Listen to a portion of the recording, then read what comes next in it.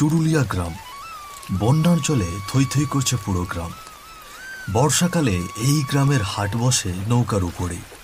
চাল ডাল রসুন পেঁয়াজ মাছ মাংস সবকিছুই মেলে নৌকার এই হাটে। দূর দূরান্ত থেকে দোকানিরা নৌকায় করে এসব নিয়ে আসেন হাটে। দিনটা ছিল শনিবার। সকাল থেকেই মুষলধারে বৃষ্টি হচ্ছিল।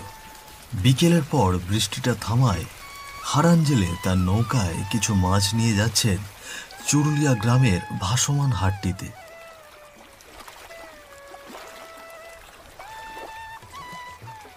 কিছুক্ষণের মধ্যেই এই হাটের পুরনো মাছওয়ালা হারান মাছ নিয়ে এসে পৌঁছল হাটে। বৃষ্টি থামতে না থামতেই হাটে বসেছে সারি সারি দোকান।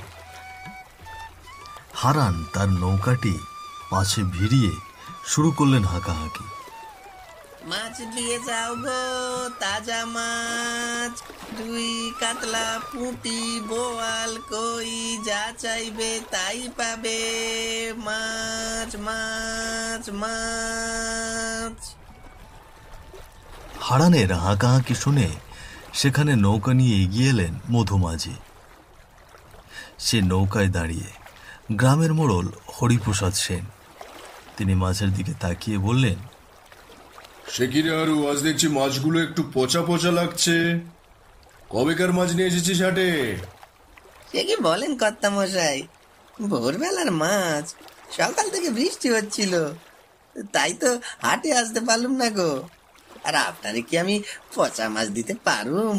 সে সাহস কি আমার আছে কর্তা মশাই? আপনি তো প্রতি হাটেই আমার কাছ থেকে মাছ লইয়া যান। আপনার কি কখনো খারাপ মাছ দিচ্ছি কর্তা বাবু? আরে না না, রাগ করিস না রে আরু, আমি তো এমনি বললুম।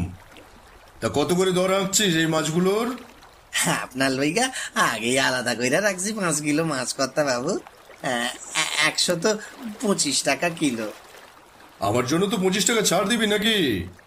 আপনি কইলে কম রাখুন কর্তা মশাই।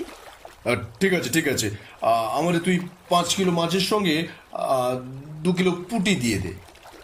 পচা হইলে কিন্তু আমি পঞ্চায়েত থেকে বলে দেবো তুই আমার পচা মাছ খাওয়াইছিস। মোড়ল মশাইয়ের কথা শুনে হাট জুড়ে লোকজন হেসে উঠল। হারান মাছওয়ালা একটু লজ্জা পেয়ে হেসে মাথা চুল করে। তার পাশে দাঁড়িয়ে থাকা আরেকজন মাছওয়ালা গদাধর বলল,